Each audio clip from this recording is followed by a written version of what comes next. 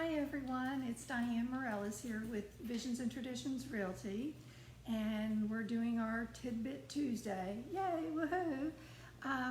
Want to wish you a happy Tuesday, wish you a happy week, happy June, all of that good stuff, and I hope everybody had a fabulous Father's Day. Hey David, how are you? It's good to see you. I hope you had a wonderful Father's Day. It's hotter than heck here. I mean, it's so good for the skin. It makes 90-year-old women look like they're 40 because of that humidity. But boy, oh boy, can it take your breath away. Anyway, today we are going to talk a little bit about hurricane preparedness. And actually, we're going to do a little bit of a series on this because even though we're talking about hurricanes, we're actually talking about storms in general. Everybody, I think everywhere you go, anywhere around the country, anywhere around the world, you deal with some sort of storm, tornadoes, hurricanes, tsunamis. Well, of course now tsunamis don't count here because I can't even begin to cover that stuff. But you know, any kind of flooding with the snow, things like that. Hey dear, how are you? My husband just joined. Hope things are going well. He's out getting a test today, so I'm excited to hear if anything happens with that. But even David, even up in his area of the world, they deal a lot with snow and snowstorms, and it could be ice. So a lot of this stuff will actually roll over into any kind of storm as we're talking about it. But the three portions that we're going to do is, today we're going to talk about what you should do now, or what you should have already done, or what you could do before a storm starts to hit, or you get that warning that a storm is hitting. And I know that even living in this area for such a long time, when I was doing the research, I thought, oh geez, I haven't even begun to do half the items on this list. And so, let alone get into the rest of the stuff of it as we go along. But thought you might enjoy this little tidbit. Hurricane season runs from June 1st through November 30th on the Atlantic coast. On the Pacific coast, it actually runs from May 15th through November 30th. And hurricanes begin as tropical storms over the Atlantic or the Pacific. We know that, and we know that what happens is that when the waters warm up, as the moisture rises in the air and it's cooling off up there, that's what forms these storms. And then as it just kind of, I guess you could say, fireballs. And that's what happens, and that's where the storm starts going and blowing and going. And the water does have to be at least 80 degrees for a hurricane to form. Now, a hurricane can last anywhere from 12 to 24 hours. And actually, in 1994, there was one that sustained itself, Hurricane John, for a month. So, we have to take into consideration, and just like up north with snow, I mean, you may get a snowstorm, and that one that they had, oh my gosh, I don't know how many years ago, I'll never forget it. I had some clients here that were worried about their mother up in, I believe it was Massachusetts or above Mass, that the snow was so bad that everything was frozen. All the electrical wires were frozen, everything, nothing moved. So we have to prepare now for some of these things. And back to the hurricanes, just as an FYI, hurricanes are most active in the month of September. So keep that in the back of your head. Now for this year, AccuWeather has predicted an above normal activity for our upcoming season, or the season that we're in, and they're saying storms anywhere from 12 to 14 will start to form, and out of that 12 to 14, 5 to 7 of them will actually become hurricanes, and then from there they just continue to go from tropical depressions into hurricanes and so forth. So anyway, also wanted to kind of go over with you, when we talk about storms, there's actual different terms that they refer to, such as tropical tropical depression, tropical storms, storm surges, and I'm not going to go into the definition of all of these with you because I'll bore you to death. There is the storm tide, there's a tropical storm watch, and then the hurricane watch. There's an extreme wind warning or extreme wind watch. There's short-term watches and short-term warnings. So when storms are blowing through, you're going to hear the weather people say these terms or refer to these terms, and that's almost like in the stages of where the storms are. Okay, so as a checklist, kind of some things, sorry about that, kind of some things that you really need to go over or prepare for or kind of keep in the back of your mind. And we're actually going to make this into an actual checklist for you from each segment that we do, so we can email the checklist to you if you like, or you can wait till the end of all the segments and we can email the whole thing to you, whatever's the easiest or however you want to look at it. And please feel free, if you feel like we have overlooked something, let me know, because Lord knows we're in this together. We all want to survive and do what it takes. Okay, so as far as preparing now, and even though there's not a storm in the Gulf, there's nobody's talking about any kind of weather going on right now. So now is the time where you pull out your homeowner's insurance coverage, pull it out, look at it, call your agent, talk to them, review your coverage with them, and please be sure that you review your flood insurance coverage with them, because there's different levels of flood insurance coverage and there's different ways that it can affect you. So there's flood insurance that you'll have that will affect you from storms, and then there's flood insurance from rising waters, and that could be a burst pipe underneath your foundation. So you want to be sure that you're covered on all of that. One does not cover just that, just the storm one. You want to know your area's risk of hurricanes. So the area that I live in, we know that hurricanes do pass through here. I don't know, on a risk level of 1 to 10, we're probably a 6. So we're aware of it. We know that it can happen. We know that there's a good potential of it happening, and that's just part of what we deal with. You make a choice.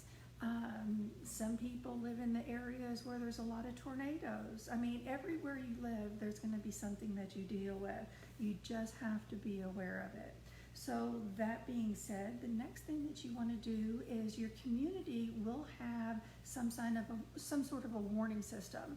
And whether it be kind of a local within, we have small towns here. So whether it be your small town, or if you look on the larger scale, sign up for it to be sure that you get text messaged, or that you're a part of that phone service that they send out. Hi Susan, how are you? Sometimes they have the phones that they'll send out an automated message that the storm is coming through. So do check into your community's system for that and become a part of it. And of course, you want to watch for the signs. You want to, as the storms are blowing in, and sometimes people go, oh, it's no big deal, it's just a tropical depression. Okay, it's not a hurricane, it's a tropical depression. However, that doesn't mean that you're not going to flood. And the same thing with snow. Just because you're getting snow doesn't mean, oh wow, this is so pretty and this is snow and yay, let's go make a snowman. It also means there is a chance that it could continue to snow, so you want to get out there and you want to kind of start checking the weather and see if you're in any kind of danger. Hi Melanie, how are you? Miss you. Good to see you. Even though I'm looking at your picture, it's still good to see your face. And so you want to be sure that if it is, and with snow, you could get flooding when it starts to melt. So keep that in the back of your mind as well. Thank you, Susan. Practice safe shelter for high winds, and be sure that you have a place that if the high winds are coming through, that you have a place that you can go and, whether it be that closet, that bathtub, or if there's some sort of a storm shelter that they want you to evacuate to, just be sure you have identified that place within your home, okay? And then based on your location and community plans, make your own plans for evacuation. Now around here, we have evacuation routes that they put into effect. I typically, if I'm gonna evacuate for a hurricane, I usually like to try to get away before the masses start to leave because the traffic is so horrible. But we do have evacuation routes set up, and the way the city operates is they will actually call for certain areas to go at certain times to avoid any kind of lockups, which is very beneficial. It really does help. So be familiar with your evacuation zone, your route, and your shelter locations. Now, in addition, you want to, just to be on the safe side, gather 3 days of supplies. And you can gather those 3 days of supplies now. I mean, we know that we're in hurricane season, so go ahead and get them and stick them, because it's gonna be canned goods, medicine. Know within your household the specific needs of the people that you're living with. Know if somebody's got an allergy, or if, like for me, since I'm a vegetarian, I want to be sure that maybe I have some canned vegetables instead of, because I know that the fresh aren't going to last very long. The same thing with fruits and stuff like that. And then, like I said, as a reminder, the medicines, be sure that the medicine, and not even just prescription medicines, but say Claritin or just Tylenol if you suffer from headaches. Pepto-Bismol, my goodness, Pepto-Bismol, kaopectate. My household with my crippled dog, kaopectate it's an emergency if we don't have it. So don't forget your pets. Don't forget the needs of your pets. Your pets sometimes have special needs, and you want to be sure that they're covered, because they're worse than a 2-year-old. I mean, pets, when they need something, you know how they can be. They get very pushy. Okay, now, important documents. Be sure that you know where all of your important documents are. Be sure that now is the time to gather them up. And if you're gathering them up and you go, oh shoot, well I don't have this, it gives you an opportunity to go look for it. So be sure your documents are together, and be sure that you put them somewhere safe. And in addition to that, be sure that you have all your password protected items password protected, and that you know all the passwords. And if you can, make digital copies of all of your important documents, and to keep them safe somewhere. Protect your property, okay? So what you want to do is you want to get outside, and you want to clean out your gutters, and you want to hunker down your air conditioning, or say you have a generator, you want to go ahead and be sure that it is secured down. So just go outside and just kind of make a tour around your house and look at things that you know will need to be anchored down. Now, they could either be anchored down now. I mean, some things it doesn't hurt to have it anchored down now, or make note that you will anchor it down later, or that you're going to pick it up and take it inside and put it in the garage. For example, hoses and water sprayers, what is it? What am I thinking of, Lisette? Water sprinklers. This is like a game show on top of everything else. Water sprinklers. And then dog dishes. I will tell you, I was so floored. The last hurricane that came through, it tore the fences from every yard on both sides of our street. But right next door to us, they have one of these little Chihuahua dogs. I mean, it's all of 1.5 pounds. And her dish was outside at the fence line. That's the only thing that didn't move, was that little stinking dish. It stayed in that place, and everything else was a shambles. It was kind of funny and kind of cute. I wish I would have thought about it. I would have recorded it, because that was a doozy. So just, again, just additional information for you there. I'm trying to think within my own yard. Your gates, you want to be sure that your gates are locked. Get some of those strap ties. Sorry, my shoe fell off. Get some of those straps that they use for, I know that y'all are going to find this terrible. They use them for handcuffs. It's the only thing that I can think of. And Lisette's going, oh my God, I can't believe she said that. So they use them for handcuffs, and you can see me blushing. So they use them for handcuffs, but that way you can secure your locks or your fence or things outside. And you know, sometimes a lot of people have those metal art decoration things on their fence. Make note that you're going to have to take that down or secure it, because you certainly don't want that flying through the air when a tornado's blowing through or a hurricane's blowing through. Holy moly. Huh? Oh, zip ties. Thanks, David.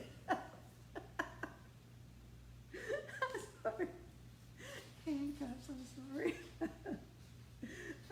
Yeah, that was, oh my God. Okay, maybe that'll bring some collagen to my face. Moving on. Alrighty. Inspect and make emergency repairs to any drains and gutters and flashing that you have on the house.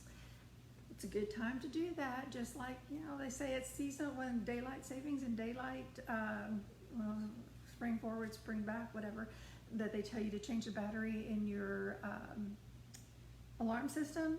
Well, this is a good time to get up there and be sure your gutters are clean and your flashing is attached to your house, because again, you don't want your flashing blowing off and zooming around and getting caught somewhere. Also, look at your maps, and when you're looking at your evacuation routes, determine if there is another one. Determine if you can find some sort of additional route that, in case that one gets closed off and you can't get through, because that does happen occasionally. So if that happens, you want to be sure that you've got another way out.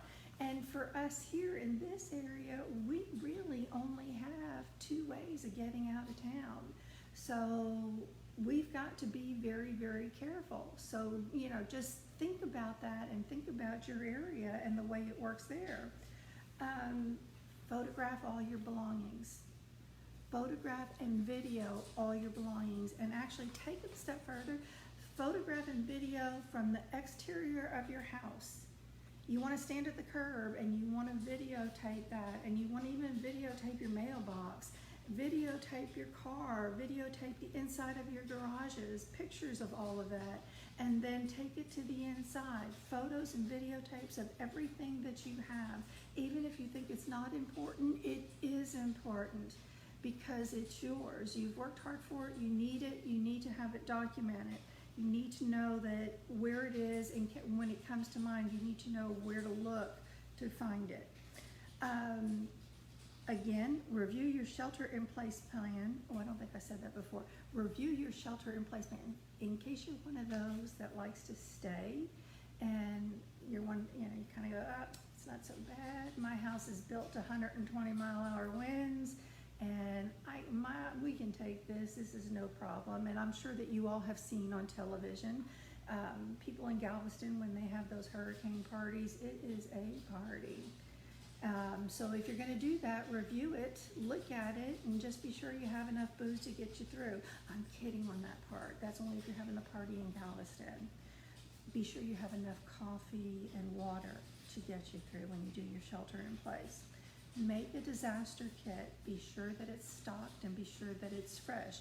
You want to put in there polysporin and Band-Aids and alcohol and peroxide and additional batteries and any of those kind of supplies. Also, FYI, I was watching the news this morning and they were talking about, and my son has one, it's one of these, from the sun, it picks up, oh good Lord, why can't I think of these words? What's wrong with me? It's a solar, thank you. It's a solar battery charger, and when it charges, he can actually charge 2 cell phones from it when they're completely dead and travel 21 hours in an airplane with it and still have some charge left on it in case one of the phones dies. So it's a really good tool to have. However, remember that if you have one of those things, you're going to be in a position where you're using the energy in that device, and you're not going to be in a position, if you've sheltered in place, to put the energy back in. So you may not have electricity and you may not have sunshine for a while. So keep that in the back of your mind. You want to check those devices out, and you may want to have a couple of them on hand. Be sure that at home that you have an emergency communication plan in place. I know it sounds ridiculous or crazy, but you want to be sure in case you don't know if you're going to get separated from somebody, so you want to know that in case things do get separated or you're in different cars or whatever, that you've got a plan set up to meet up with one another at a certain part, or know that you can reach them on the phone at a certain place. You want to be sure that you back up all the data that's on your computer, because let's face it, I'm sure that most of your important documents have been scanned into your computer. So you want to be sure that all that's backed up. And in addition to just things that you did on the computer and you've saved, and I don't know if you're like me, but I am a internet hoarder. I have, oh my gosh, so much. I have stuff saved on my computer from 1994. So I want to be sure it's all backed up, because I can't afford to lose it. I don't know what all is saved on there anymore, but I don't want to lose it, I can tell you that much. Because I know one day I'm going to need it, along with the other stuff that I saved that I shouldn't have to save. And also, if you do backups, when you back up something, nowadays we back it up to the cloud, great. But there's a lot of people out there that will also back up to another device, to a storage device, which my husband does that a lot. He backs up to a storage device. And so be sure that if you use a device like that, take that device with you. Put that on your checklist to grab when you're leaving, when you're going to evacuate, because it is so very, very important. Also, see if there's a way that you can set up to access your computer or your website or something, so that if you need to do any kind of remote work, or you need to get in touch with somebody that way, you want to be able to, from your laptop or your iPad or whatever, you want to be able to link into it, get into that server, get into that computer, and also the documents if they're in there. And then again, go just double check outside with all of your items, that everything is strapped down, and inside as well. There's things inside, even though we do have so many safety features in place with our properties, we really need to check just inside what are the things that are going to be really important for us, that we're going to want to grab and take, or grab and put up. So get that list going, identify those items. It's what I call a no-brainer. When you have a checklist like this, it's a no-brainer. You pick up the piece of paper, because you got so much going on and everything's in such an emotional state. Just pick it up, look at it, start checking off, and once you've checked it off, you're good to go. But get started on these items now, please. It'll just really help you out a bunch, I promise. I want to thank you all for joining us today. I look forward to next week, and we're going to move on, and we're going to talk about some more things regarding the hurricane preparedness. We're going to get a little bit more in depth, and look forward to talking to you then. We want to give a shout out to Cultivate, which is our favorite caterer in the area, and of course to Castle Rock Homes.